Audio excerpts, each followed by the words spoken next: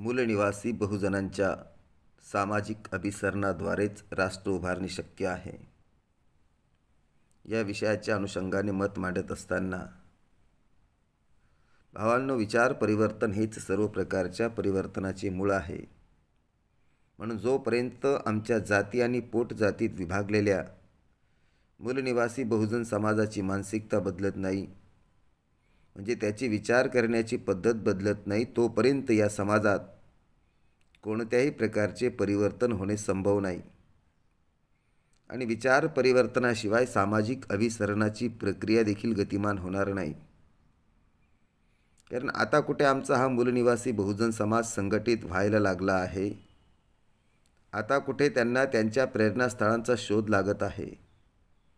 आता कुठे तो त्याच्या प्रेरणा पुरुषांचे नाव घेऊन त्या नावाखाली संघटित होताना दिसत आहे. मी तर म्हणतो अजून असे कितीतरी जात समूह आहेत की त्यांना अजून त्यांच्या प्रेरणा पुरुषांचा शोधच लागलेला नाही. माझ्या मराठा कुणबी बांधवांना त्यांच्या प्रेरणा पुरुषाचा शोध लागला आणि आज ते शिवरायांचं नाव घेऊन संघटित होत आहेत. माळी समाज बांधवांना देखील त्यांच्या प्रेरणा पुरुषाचा शोध लागला आणि ते ज्योतिबांचं नाव घेऊन संघटित होत आहेत. बुद्धिस्ट बांधव बाबासाहेबांचं नाव घेऊन संघटित होत आहेत. 29 पोट जातीत विभागलेला धनगर समाज अहिल्यामाई होळकरांचं नाव घेऊन संघटित होत आहे. वीर एकलव्यांचं नाव घेऊन आदिवासी बांधव संघटित होत आहेत. ही अशी खूप मोठी यादी सांगता येईल.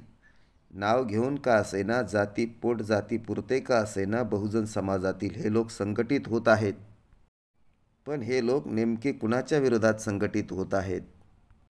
माझा मराठा बांधव ओबीसींच्या विरोधात संघटित होत आहे का? माझा ओबीसी बांधव मराठा बांधवांच्या विरोधात संघटित होत आहे का? माझा आदिवासी बांधव धनगर बांधवांच्या विरोधात संघटित होत आहे का? आणि इथला 18 पगड जाती जमातीतला माझा बहुजन बांधव धर्माच्या नावाखाली मुस्लिम बांधवांच्या विरोधात संघटित होत आहे का?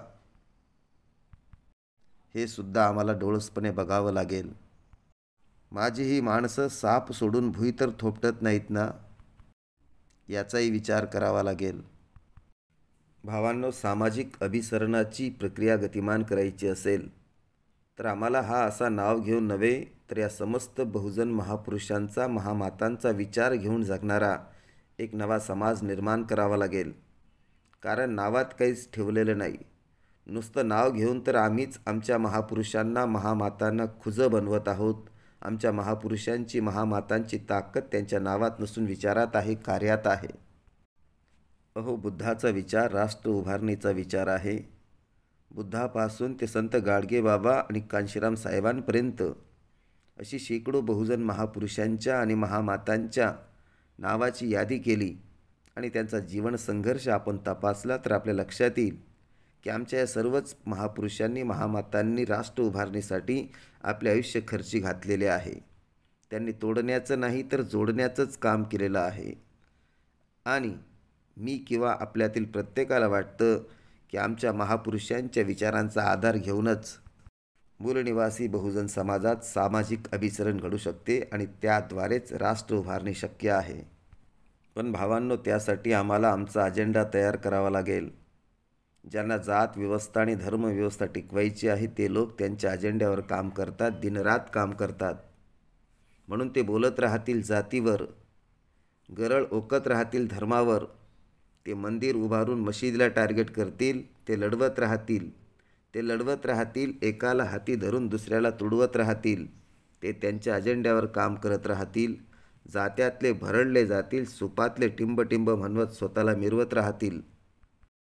म्हणून भावांनो, ही सामाजिक अभिसरणाची प्रक्रिया गतिमान करण्यासाठी व त्याद्वारे राष्ट्र उभारणीचे कार्य यशस्वी करण्यासाठी आता आम्हाला देखील ठरवून आमचा अजेंडा तयार करावा लागेल आणि त्याप्रमाणे काम देखील करावं लागेल.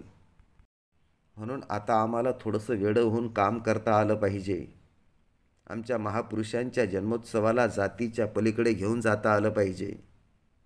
जयंती शिवरायांची असेल तर भगवा बौद्धांनी जसा ते निळा मिरवतात तसा दिमाखात कित्ता गिरवला पाहिजे.